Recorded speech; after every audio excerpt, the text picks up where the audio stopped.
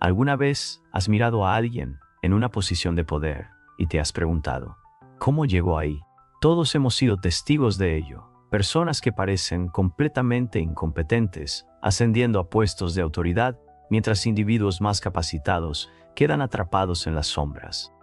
Piensa en el emperador Nerón de la historia, tocando la lira mientras Roma ardía, o más recientemente, en líderes empresariales como Elizabeth Holmes, que creó una empresa multimillonaria basada en una tecnología que nunca funcionó. Es un patrón tan común que casi parece intencionado, pero ¿y si realmente lo es? ¿Y si hay una lógica retorcida detrás de por qué los menos cualificados suelen acabar con la mayor influencia? Hoy, nos adentramos en uno de los filósofos políticos más malinterpretados de la historia, Niccolò Machiavelli, y sus brutales percepciones sobre por qué la estupidez y el poder a menudo van de la mano. Pero esto no es solo filosofía antigua, es un fenómeno psicológico que moldea nuestro mundo actual. Desde las salas de juntas corporativas hasta las oficinas políticas, la incómoda verdad es que a veces ser inteligente es justo lo que te aleja de alcanzar el poder. Entender esta paradoja podría ser la clave para reconocer las fuerzas manipuladoras que operan en nuestra sociedad o incluso para ayudarte a trazar tu propio camino hacia la influencia. En el siglo XVI, en Florencia, exiliado de la vida política que tanto amaba, Niccolò Machiavelli escribió lo que se convertiría en uno de los tratados políticos más controvertidos de la historia, El Príncipe. A diferencia de los filósofos políticos idealistas que le precedieron, Machiavelli no se preocupaba por cómo deberían comportarse los gobernantes en un mundo perfecto. Se centraba en cómo funcionaba realmente el poder en el mundo real. Todos ven lo que aparentas ser, pocos experimentan lo que realmente eres. Esta afirmación llega al corazón del pensamiento de Machiavelli. Comprendió que la percepción suele importar más que la realidad cuando se trata de adquirir y mantener el poder. Y aquí está la primera pista de nuestra paradoja. Parecer competente suele ser más importante que realmente serlo. Machiavelli observó que los gobernantes que muestran demasiada inteligencia a menudo se crean problemas a sí mismos. ¿Por qué? Porque la inteligencia suele ir acompañada de ciertos rasgos que pueden ser un lastre en las luchas por el poder. Rasgos como el pensamiento matizado, las consideraciones éticas y la autoconciencia. Piensa en lo que ocurre cuando una persona realmente inteligente entra en una estructura de poder. Tiende a ver complejidad donde otros ven simplicidad. Reconocen limitaciones donde otros hacen promesas grandilocuentes. Se cuestionan a sí mismos donde otros proyectan una confianza absoluta. En entornos donde la asertividad audaz supera la deliberación reflexiva, estos rasgos intelectuales se convierten en desventajas. Observa el contraste entre alguien como Sócrates, que cuestionaba todo y que acabó condenado a muerte por la democracia ateniense, y los líderes populistas a lo largo de la historia que ascendieron al poder ofreciendo certezas simples, absolutas. La famosa sabiduría de Sócrates, sé que no sé nada, lo convirtió en un gigante filosófico, pero en un fracaso político. Mientras tanto, innumerables líderes han surgido afirmando que ellos solos tienen todas las respuestas. Un estudio controvertido de 2017, publicado en la Journal of Management, sugirió algo que podría incomodarte. La inteligencia se correlaciona positivamente con la efectividad del liderazgo, solo hasta un cociente intelectual de aproximadamente 120. Más allá de ese punto, una inteligencia mayor en realidad se convierte en un obstáculo para emerger como líder. Los investigadores sugirieron que las personas excepcionalmente inteligentes tienen dificultades para conectar e influir en otros que no pueden seguir sus complejos patrones de pensamiento. Reflexiona sobre eso. Ser demasiado inteligente podría, de hecho, impedirte alcanzar posiciones de liderazgo en primer lugar. Te guste o no este estudio, nos desafía a replantear qué tipo de inteligencia realmente ayuda a una persona a obtener poder. Pero la inteligencia pura no es el único factor en juego. Si la inteligencia a veces puede ser una carga en los juegos de poder, ¿qué cualidades realmente ayudan a las personas a escalar posiciones? Esto nos lleva a un principio psicológico que explica por qué a menudo seguimos a las personas equivocadas.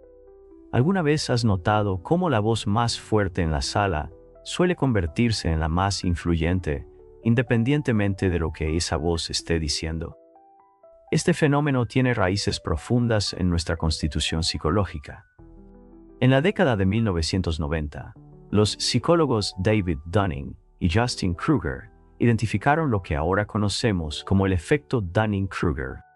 Este sesgo cognitivo ocurre cuando las personas con conocimientos limitados sobreestiman su competencia, mientras que los verdaderos expertos tienden a subestimar la suya, conscientes de cuánto no saben. El necio cree que es sabio, pero el hombre sabio sabe que es un necio.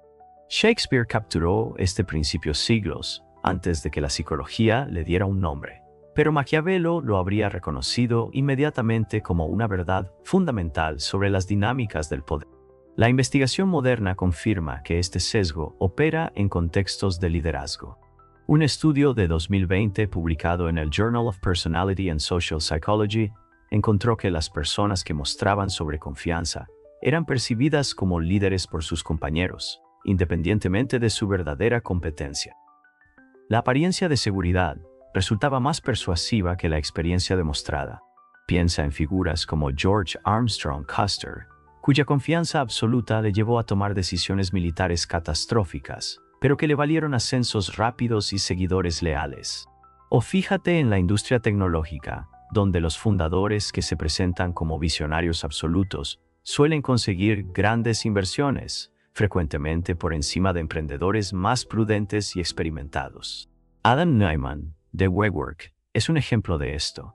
A pesar de tener un modelo de negocio inestable, su confianza inquebrantable le ayudó a atraer miles de millones en inversiones y seguidores casi fanáticos. Este patrón se repite a nivel global. Masayoshi Son, de SoftBank en Japón, perdió $70.000 millones en inversiones fallidas mientras mantenía la confianza de los inversores gracias a su pura fuerza de personalidad. Los oligarcas rusos ascendieron no por su competencia, sino a través de sus conexiones y confianza durante la privatización postsoviética. En contraste, Singapur estableció salvaguardas diseñadas específicamente para evitar que la confianza prevaleciera sobre la competencia en la selección de líderes. En 2012, investigadores de Stanford y la Universidad de Houston descubrieron que el narcisismo, y no la competencia, podría ser el predictor más fuerte de quien emerge como líder en grupos no estructurados. Los grupos liderados por narcisistas no rendían mejor, simplemente creían que sí. ¿Por qué sucede esto? Nuestros cerebros usan atajos mentales al evaluar a los demás. La confianza señala competencia, y la seguridad sugiere claridad de pensamiento. Estos atajos sirvieron bien a nuestros antepasados en entornos sencillos, pero se vuelven problemáticos en nuestro complejo mundo moderno, donde la verdadera experiencia a menudo implica reconocer la incertidumbre. Esta ilusión de confianza explica cómo individuos incompetentes pueden inicialmente ascender al poder. Pero hay algo aún más insidioso en juego, un mecanismo que les ayuda a consolidar su posición en toda la organización. Maquiavelo observó algo crucial sobre las estructuras de poder. Los líderes incompetentes tienden a rodearse de subordinados todavía menos competentes. En El Príncipe, Maquiavelo escribió: el primer método para estimar la inteligencia de un gobernante es observar a los hombres que lo rodean. Lo que Maquiavelo comprendió fue que los líderes débiles seleccionan deliberadamente subordinados más débiles para asegurarse de que nunca enfrenten amenazas a su autoridad. Esto crea un efecto cascada, donde la incompetencia se convierte en algo institucionalizado. El Dr. Totoma Kamuro Premisake, psicólogo organizacional, describe esto como una amenaza a la competencia. Los líderes inseguros se sienten amenazados por los miembros competentes del equipo que podrían exponer sus limitaciones o eventualmente reemplazarlos. En lugar de seleccionar por talento, eligen la lealtad y personalidades no amenazantes. Piensa en ello como una sequía de competencia que se extiende desde el liderazgo central. En la corte del emperador Cómodo, los administradores capaces fueron reemplazados sistemáticamente por aduladores y artistas del entretenimiento, acelerando el declive de Roma. En la contemporánea Brasil, el sistema político del centrome institucionaliza esta dinámica, donde los funcionarios políticos incompetentes aseguran posiciones a través de conexiones personales, en lugar de mérito. Las naciones africanas como Zimbabue, bajo el mandato de Mugabe, vieron el reemplazo sistemático de administradores capacitados por leales partidistas, lo que condujo a devastadoras consecuencias económicas. Esto crea lo que los científicos organizacionales llaman homofilia, la tendencia de los individuos a asociarse con otros similares. En las estructuras de poder, esto significa que los líderes incompetentes crean islas de incompetencia a su alrededor, aisladas de puntos de vista contrapuestos y críticas constructivas. Pregúntate a ti mismo, ¿alguna vez has trabajado en una organización donde se desalentaba a hacer preguntas? ¿Donde alzar preocupaciones se etiquetaba como no ser un jugador en equipo? Estos son síntomas de este efecto de red en acción. Sin embargo, incluso sabiendo todo esto, todavía nos sentimos atraídos por líderes que ofrecen respuestas simplistas. Esta vulnerabilidad ayuda a explicar por qué la incompetencia continúa prosperando a pesar de nuestras mejores intenciones. ¿Por qué a menudo elegimos líderes que ofrecen respuestas simples a problemas complejos? La respuesta radica en la psicología cognitiva y nuestra necesidad fundamental de certeza. En un mundo incierto, la auténtica experiencia casi siempre va acompañada de matices. Los verdaderos expertos entienden las limitaciones de su conocimiento, reconocen la complejidad y admiten compromisos. Pero estas virtudes intelectuales pueden ser profundamente insatisfactorias para nuestras necesidades psicológicas. La gran mayoría de la humanidad se siente satisfecha con las apariencias como si fueran realidades y a menudo se ve más influenciada por las cosas que parecen que por aquellas que son. Cuando Maquiavelo escribió estas palabras, identificó algo fundamental sobre la psicología humana. Anhelamos certezas, incluso cuando la certeza no es posible ni realista. Considera lo que sucede en tiempos de crisis o incertidumbre. La gente rara vez se une al líder que dice: esta es una situación compleja, sin respuestas fáciles, que requerirá un pensamiento cuidadoso y inevitables concesiones. En cambio, siguen a la persona que proclama con confianza: yo solo puedo solucionar esto. La solución es simple. Observa cómo los verdaderos científicos ambientales hablan sobre el cambio climático, con advertencias cuidadosas, rangos de posibilidades y recomendaciones políticas matizadas frente a cómo las figuras populares de ambos lados enmarcan el tema con certeza absoluta. El enfoque científico, aunque intelectualmente honesto, lucha por competir con la comodidad psicológica de las narrativas simples. Considera los debates sobre la atención médica. Los expertos médicos reales reconocen las complejas concesiones en cualquier sistema, mientras que los políticos ofrecen soluciones simplistas que prometen todo sin inconveniente. ¿Qué enfoque suele ganar el apoyo público? El simple y seguro, sin importar su viabilidad. En un experimento particularmente impactante de 2017, investigadores de Yale descubrieron algo perturbador sobre cómo procesamos la información política. Cuando se presentaban a los sujetos problemas y soluciones políticas matemáticamente complejas, su capacidad para interpretar correctamente los datos se veía directamente afectada por si los resultados se alineaban con sus creencias políticas. Aún más sorprendente, los participantes más hábiles en matemáticas mostraban el sesgo más fuerte, utilizando su inteligencia no para llegar a la respuesta correcta, sino para justificar su conclusión preferida. Los psicólogos cognitivos llaman a esto cierre cognitivo, nuestro deseo de respuestas definitivas en lugar de seguir con la ambigüedad. Los estudios muestran que cuando las personas se sienten amenazadas o inseguras, su necesidad de cierre cognitivo aumenta drásticamente.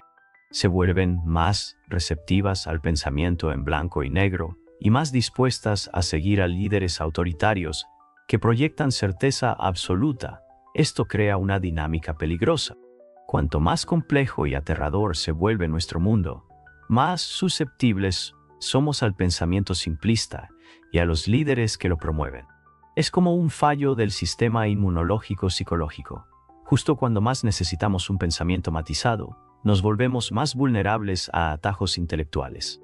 Pregúntate, ¿alguna vez te has sentido atraído por una explicación precisamente porque era simple y concluyente, incluso cuando en el fondo sospechabas que la realidad era más compleja?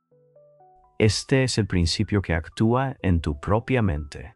Aunque en nuestra comodidad psicológica, con la simplicidad, explica parte de esta dinámica, hay una dimensión aún más inquietante que considerar, una que revela por qué la inteligencia por sí sola no garantiza una resistencia efectiva al poder manipulador. Aquí es donde Maquiavelo se vuelve realmente perturbador. Sugirió que las consideraciones morales a menudo obstaculizan a las personas inteligentes en las luchas de poder. En lo que podría ser su pasaje más infame, escribió: es necesario que un príncipe que desea mantener su posición aprenda a no ser bueno y utilice este conocimiento, o no lo utilice según la necesidad. Mientras que las personas inteligentes suelen desarrollar un razonamiento moral más complejo, esto puede efectivamente limitar su capacidad para competir por el poder contra aquellos que no están agobiados por tales consideraciones. En cualquier entorno competitivo, la persona dispuesta a cruzar líneas éticas tiene acceso a estrategias que los competidores moralmente restringidos no poseen. Pueden hacer promesas que no tienen intención de cumplir. Pueden socavar a sus rivales mediante el engaño. Pueden explotar temores y prejuicios que otros se niegan a tocar. Considera los destinos contrastantes de Cicerón frente a Julio César en la Roma antigua. Cicerón, brillante y con principios, perdió finalmente la lucha por el poder frente a César, que no tenía reparos en cruzar el Rubicón, tanto literal como figurativamente, rompiendo normas que sus oponentes sentían la obligación de respetar. En contextos modernos, vemos a candidatos éticos enfrentarse a oponentes dispuestos a emplear el engaño y la difamación. En contextos organizacionales, investigadores de la Universidad de Columbia Británica encontraron que los rasgos psicopáticos, como la falta de empatía, estaban asociados positivamente con un rápido progreso cuando se combinaban con encanto social. Este patrón parece ser transcultural. Desde la Xia de China, el arquetipo de mujer de negocios despiadada, hasta las empresas nórdicas, donde los estudios muestran que, a pesar de un énfasis cultural en la colaboración, los líderes manipuladores a menudo superan a sus pares más éticos en velocidad de ascenso. Esto crea lo que los teóricos del juego llaman una carrera hacia el fondo. Cuando las tácticas poco éticas demuestran ser efectivas, otros sienten la presión de adoptar enfoques similares o arriesgarse a quedarse rezagados. Con el tiempo, esto puede transformar sistemas enteros, haciendo que el comportamiento poco ético pase a ser la norma en lugar de la excepción. Comprender estas dinámicas oscuras puede hacer que la situación parezca desesperada. Sin embargo, no todos los entornos premian por igual la incompetencia y la conducta poco ética. Al identificar qué condiciones favorecen la estupidez y el poder, podemos empezar a diseñar sistemas que seleccionen el verdadero mérito. Maquiavelo comprendía que diferentes entornos valorizan distintas cualidades. Algunos contextos seleccionan de forma natural la competencia, mientras que otros crean un terreno propicio para que florezca la incompetencia. ¿Qué determina qué tipo de entorno se desarrolla? Varios factores estructurales. Primero, los bucles de retroalimentación y las estructuras de rendición de cuentas. En entornos con retroalimentación clara e inmediata sobre las decisiones, la incompetencia se expone rápidamente. Pensemos en un cirujano cuyos pacientes mueren de forma constante, o en un ingeniero de puentes cuyas estructuras colapsan. Estos campos tienden a seleccionar genuinamente la competencia, porque el fracaso es evidente y tiene consecuencias. Pero en entornos donde la retroalimentación es retrasada, indirecta o fácilmente manipulable, la incompetencia puede prosperar sin límite.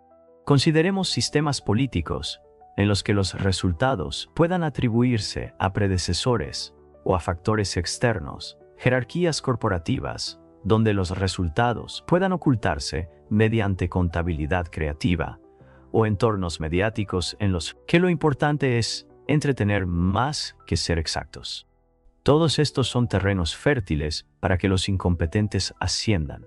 Segundo, el diseño institucional y la distribución del poder son fundamentales. Los sistemas de poder centralizados con controles y equilibrios débiles crean condiciones en las que la incompetencia prospera. El colapso de la Unión Soviética fue acelerado por un sistema que concentró la toma de decisiones en manos incontrolables. En cambio, la estructura de gobernanza corporativa alemana, que separa la gestión de la supervisión, proporciona una resistencia estructural al liderazgo incompetente. Tercero, la asimetría de información y la complejidad juegan un papel clave. Cuando el éxito se mide y compara fácilmente, el mérito suele imponerse. Sin embargo, cuando los objetivos son ambiguos o el éxito se evalúa de manera subjetiva, el estilo suele prevalecer sobre la sustancia. Los hombres generalmente juzgan más por la vista que por el tacto, porque a todos les pertenece verte, pero a pocos les toca tener contacto contigo. Lo que Maquiavelo reconoció aquí es que la mayoría de las personas evalúan a los demás basándose en impresiones superficiales, en lugar de en una comprensión profunda, especialmente en ámbitos complejos, donde pocos tienen la habilidad para hacer juicios informados.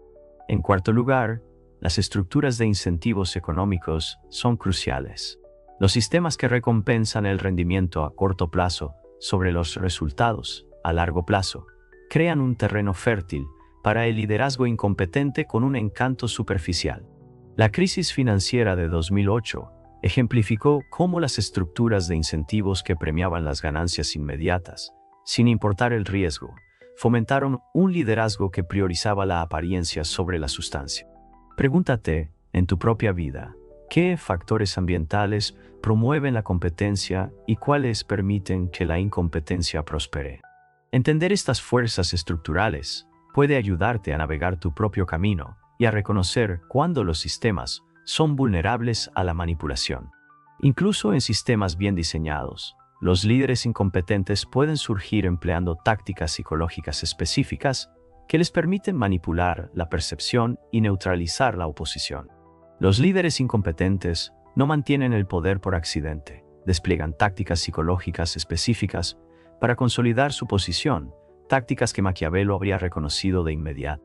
Primero, explotan el tribalismo y la política de identidades al crear grupos claros de nosotros y ellos. Transforman la crítica sustantiva en ataques percibidos por parte de enemigos.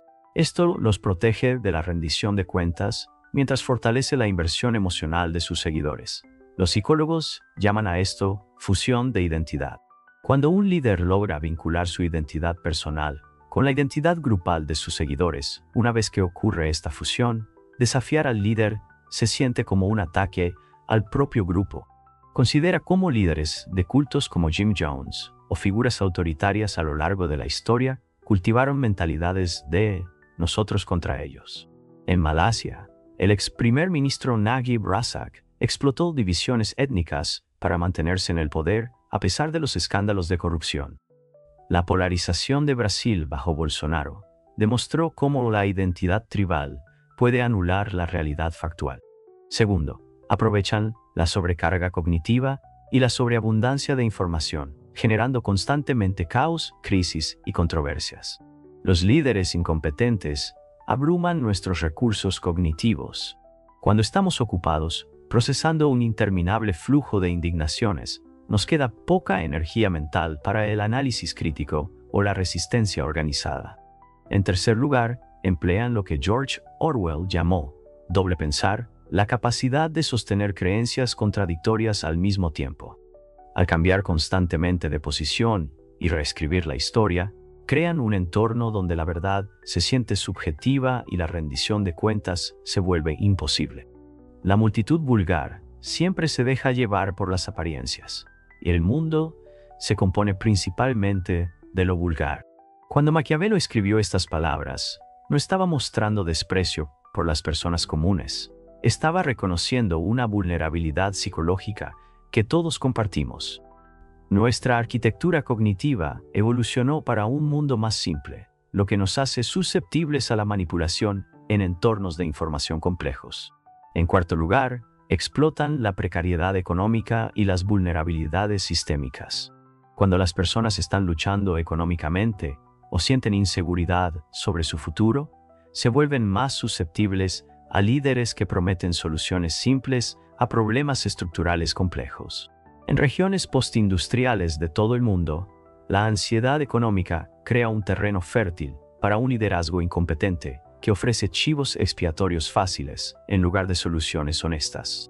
Piensa en tu propio consumo de medios. ¿Con qué frecuencia te encuentras persiguiendo la última indignación en lugar de centrarte en temas más profundos y significativos? Ese es el principio en acción. Reconocer estos patrones oscuros es esencial, pero no suficiente. Necesitamos estrategias concretas para protegernos a nosotros mismos y a nuestras comunidades de su influencia. A nivel individual, la conciencia es nuestra primera línea de defensa. Al comprender las fuerzas ocultas que moldean el pensamiento, nos volvemos menos susceptibles a ellas. Esta defensa se basa en 3 prácticas esenciales. Primero, debemos cultivar la humildad intelectual, la capacidad de reconocer los límites de lo que sabemos. Las investigaciones muestran que las personas con humildad intelectual son mejores para evaluar ideas basándose en la evidencia, no en la seguridad o la confianza. La humildad intelectual funciona como un sistema inmunológico cognitivo. Nos ayuda a resistir la manipulación y la falsa certeza, así como nuestro sistema inmunológico físico nos protege de infecciones. En segundo lugar, necesitamos desarrollar la alfabetización mediática, la habilidad de discernir profundidad de espectáculo. Esto significa elegir deliberadamente las fuentes de información, cuestionar la presentación y priorizar la calidad sobre la cantidad. Warren Buffett dijo una vez: "Las personas realmente exitosas dicen que no a casi todo. Apliquemos esto a la información. Los pensadores sabios rechazan la mayor parte del ruido y se centran en la claridad y el conocimiento". En tercer lugar, debemos abrazar la reflexión filosófica, la práctica de dar un paso atrás ante la tormenta diaria para examinar principios más profundos. Los antiguos estoicos recomendaban la reflexión diaria para protegerse contra la reactividad emocional. En palabras de Bacon, el hombre sabio creará más oportunidades de las que encuentra. La reflexión nos empodera para convertirnos en agentes activos en la conformación de nuestro entorno mental, no solo consumidores pasivos del mismo. A nivel colectivo, el diseño institucional es fundamental. Los sistemas pueden estructurarse para reducir sesgos, engaños e incompetencia. Aquí también surgen 3 pilares. Primero, necesitamos mecanismos de responsabilidad sólidos, estructuras que ofrezcan retroalimentación honesta, sin importar el carisma o el poder persuasivo de un líder. Contrastemos una empresa con una junta independiente con otra, donde la junta simplemente aprueba las decisiones ejecutivas. La crisis del Boeing 737 MAX reveló lo que sucede cuando se ignoran las preocupaciones de los ingenieros en favor de las ganancias. La responsabilidad estaba ausente y la tragedia ocurrió. En segundo lugar, las instituciones deben fomentar la diversidad cognitiva, la inclusión de perspectivas diversas en la toma de decisiones. Los equipos diversos no solo son socialmente deseables, sino que también son empíricamente más acertados. Desafían supuestos y reducen los puntos ciegos que los grupos homogéneos suelen pasar por alto. En tercer lugar, debemos hacer cumplir la transparencia, reglas que impidan que la complejidad se convierta en un escudo para la incompetencia. Las leyes de transparencia en el gobierno o las divulgaciones de conflictos de interés en la medicina dificultan ocultarse detrás de la jerga o el secretismo. La educación une estos hilos. No basta con enseñar habilidades técnicas. Debemos priorizar el pensamiento crítico y el razonamiento ético. Atenas creó la academia, y Florencia nutría a los humanistas. Las grandes civilizaciones no solo enseñan, cultivan la sabiduría. Así, que pregúntate en tu comunidad, ¿cuáles de estas protecciones están presentes y cuáles están ausentes?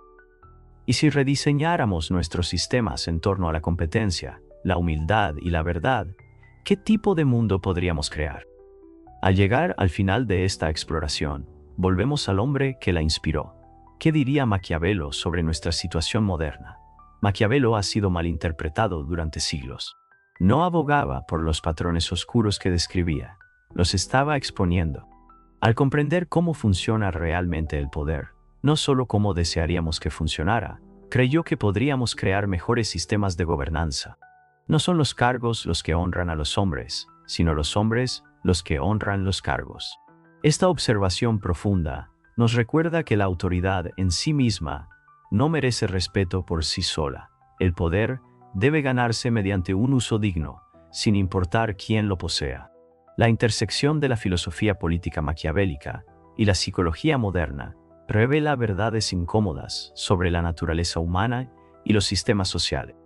Pero las verdades incómodas son precisamente lo que necesitamos si queremos crear un futuro mejor. El camino a seguir no consiste en entender que estas dinámicas no existen. Se trata de comprenderlas lo suficientemente bien como para superarlas. Se trata de diseñar sistemas que tengan en cuenta las vulnerabilidades humanas en lugar de explotarlas. Se trata de desarrollar prácticas personales que refuercen nuestra resistencia a la manipulación. Más importante aún, se trata de reconocer que, aunque a veces la estupidez puede ganar poder, la inteligencia unida al coraje moral sigue siendo nuestra mejor esperanza para crear sociedades donde el mérito realmente importe. ¿Qué dinámicas has detectado en tus propias comunidades? ¿Has visto ejemplos donde estos patrones se hayan manifestado? Comparte tus pensamientos en los comentarios a continuación. Y si esta reflexión te ha parecido útil, considera suscribirte y compartirla con otros que puedan beneficiarse de estos conocimientos. Hasta la próxima. Recuerda, entender la oscuridad no significa rendirse a ella, significa obtener el poder para crear luz.